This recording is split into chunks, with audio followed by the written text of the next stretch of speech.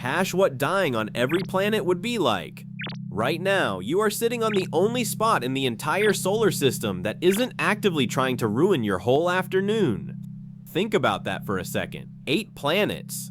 One of them lets you walk around in a t-shirt, sip iced coffee, and complain about Mondays. The other 7 would each find a creative, deeply personal way to end your trip, and most of them would do it before you finish saying, "Wait, what?" So today we're taking a little field trip. We're visiting every planet in the solar system. No spacesuit, no helmet, no backup plan, just vibes. And we're going to find out exactly what each one would do to a regular person who showed up uninvited. And because I'm not doing this myself, I've sent a volunteer. Say hi to our guy.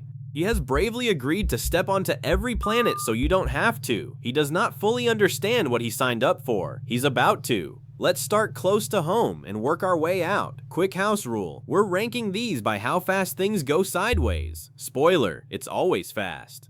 First, a warm-up. The moon. Technically not a planet, but it's right there and it's already being rude. Step onto the moon and the first thing you notice is nothing. No sound, no breeze, no air at all, which is a problem because you were kind of using that. With no blanket of atmosphere, the sunny side hits about 250 degrees, and the shady side drops to around 280 below. You could have one toasty foot and one frozen foot at the same time. Our guy looks for a comfy middle spot. There isn't one. Next. Okay, first real planet, Mercury. The little gray one hugging the sun like it owes it money. You'd think the closest planet to the sun would just be a furnace. And during the day, sure, around 800 degrees, hot enough to make a pizza oven file a complaint. But Mercury has almost no air to hold heat, so at night it nosedives to nearly 290 below. Your 2 options are roasted or popsicle, with no in between and a genuinely brutal commute. Our guy packs both a jacket and shorts. Smart, doesn't help even a little. He checks the place for a thermostat. Mercury does not have a thermostat. Mercury just has opinions. Now, Venus. Oh, Venus. If the planets had a group chat, Venus is the one everybody's a little scared of. From far away, she's gorgeous, bright, golden, glowing.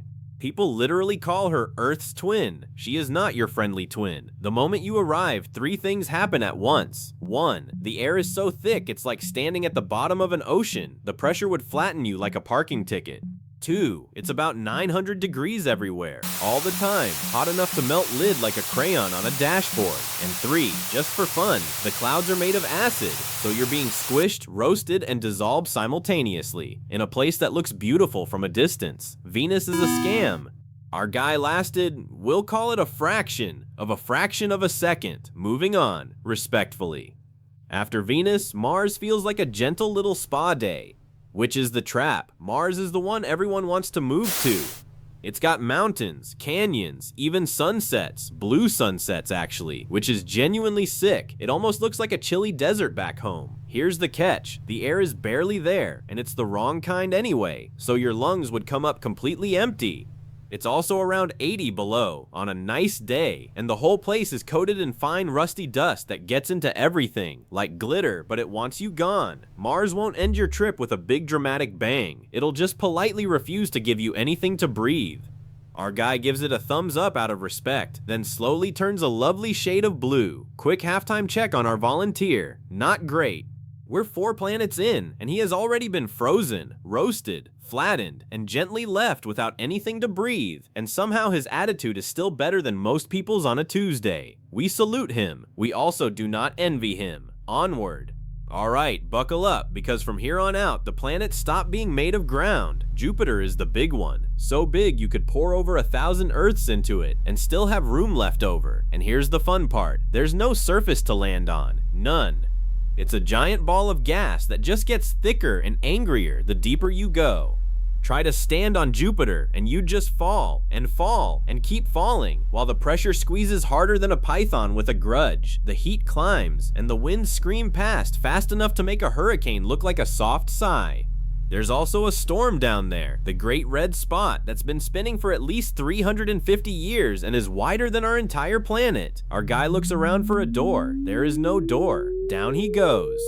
Fun fact for the road, that fall would last an absurdly long time because there's nowhere to actually land. Jupiter is basically a bottomless pit wearing a planet costume. Saturn's the pretty one with the rings, and you'd think maybe the rings would, catch you. They will not.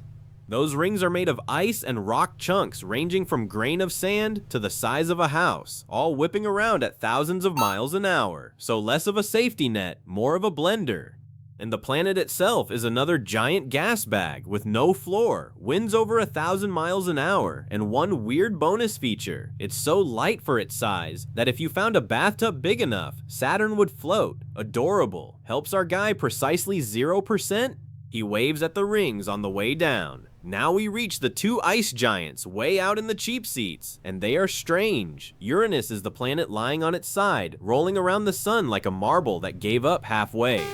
It's unbelievably cold. We're talking 350 below, and instead of solid ground, it's a slushy soup of water, ammonia, and methane. Methane, by the way, is part of why it's that pretty blue-green color. And also, it's the gas behind a lot of the world's, let's say, less elegant smells. So yes, the internet is right. Uranus is exactly as ridiculous as you were hoping. Our guy holds his nose. It does not help with the part where there's still nothing to breathe. Last real planet, and it's the windiest place we know of anywhere. Neptune is so far out that from there the sun is just a really bright star, and high noon looks like a gloomy evening. It's a deep, gorgeous blue, freezing cold, and the winds tear across it at over 1,200 miles an hour, faster than the speed of sound. And here's the genuinely wild part. Scientists think that deep inside Neptune and Uranus, the pressure squeezes carbon into actual diamonds, which then rain down through the planet.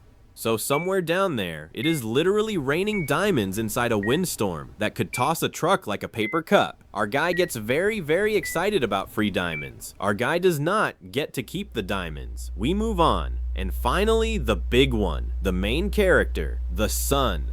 Calling the sun hot is like calling the ocean a little damp. The surface is around 10,000 degrees and the center is about 27 million. You wouldn't get anywhere near touching it. Long before that, you'd just sort of stop being a guy and start being a faint glowing smudge folded into the biggest campfire in the neighborhood. The sun is so massive, it makes up about 99.8% of everything in the entire solar system. Every planet, every moon, you, me, our brave volunteer, we're all basically crumbs orbiting it.